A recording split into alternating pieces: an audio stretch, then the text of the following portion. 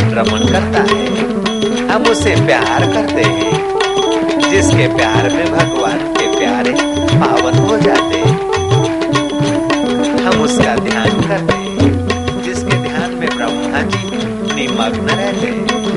यो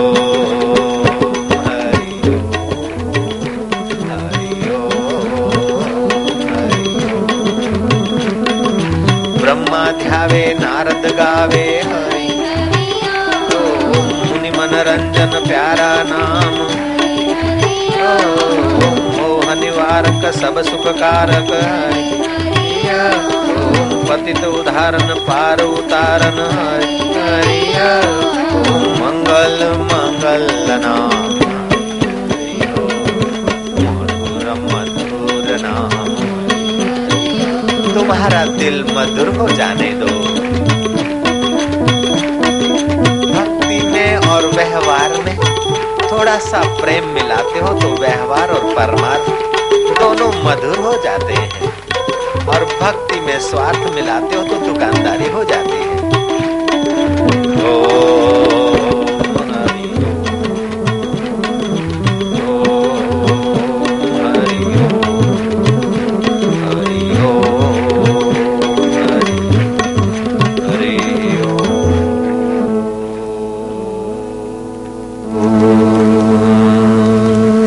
सच्चे हृदय से उस परमेश्वर की शरणागति हम स्वीकारेंगे।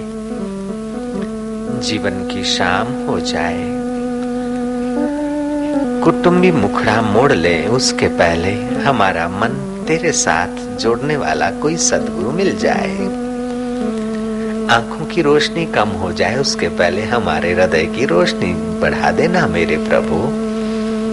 कान बहरे हो जाएं बुढ़ापे के कारण, पैर थक जाएं, घुटने दर्द करने लगे, उसके पहले हमारी आध्यात्मिक यात्रा करने का हमें उत्साह और प्रेरणा देना प्रभु। संसार की सब चीजें छोड़कर अकेले मरना पड़े अनाथ होकर, उसके पहले हे नाथ तेरे ज्ञान का, तेरे भक्ति का और तेरे ध्यान का, तेरे सत्संग का प्रसाद पच जाए, ऐसी कृपा करना प्रभु। हरि ओम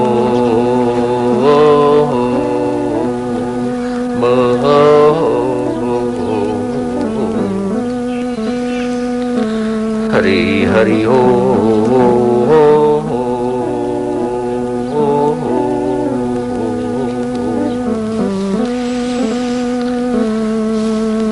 कल भगवान का उपदेश हम लोगों ने सुना था। योग युक्तो विशुद्धात्मा विजितात्मा जितेंद्रियाः सर्वभूत भूतात्मा कुर्वन्नपि न लिप्यते। जो योग युक्त विशुद्ध चित्त, संयत शरीर और जितेंद्रिय है तथा संपूर्ण जीवों की आत्मा ही जिसका आत्मा है, वह कर्म करते हुए भी अलिप्त रहता है। भगवान कहते हैं कि योग युक्त होकर व्यवहार करने से तुम अलिप्त रहते हो और भवबंधन से छूट जाते हो।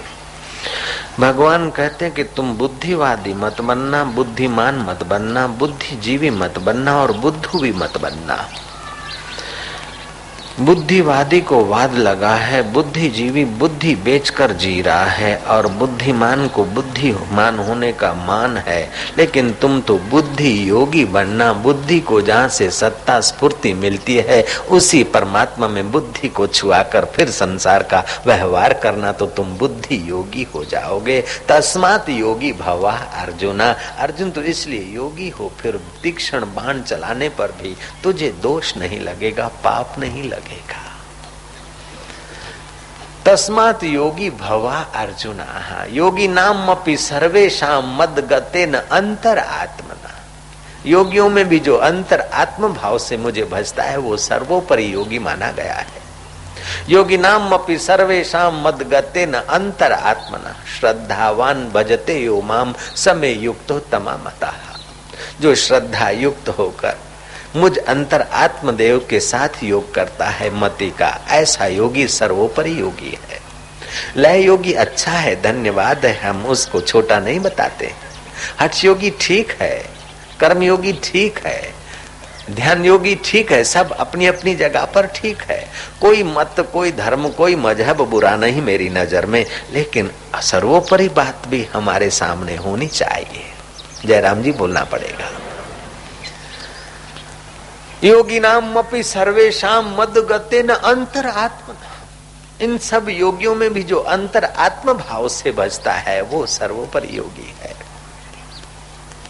भगवान शिव ने पार्वती को कहा, नास्ति ध्यानम समम तीर्थम, नास्ति ध्यानम समम यज्ञम, नास्ति ध्यानम समम दानम, तस्मात् ध्यानम समाचरेत।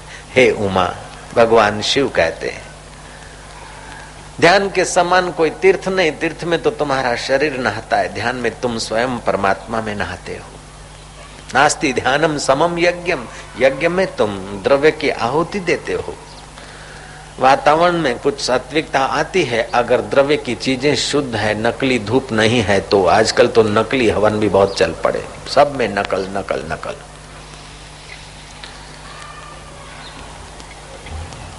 उच्चारण ठीक है और यजमान की श्रद्धा है, पुरोहित की विद्वता और पवित्रता है, यज्ञ अच्छा है।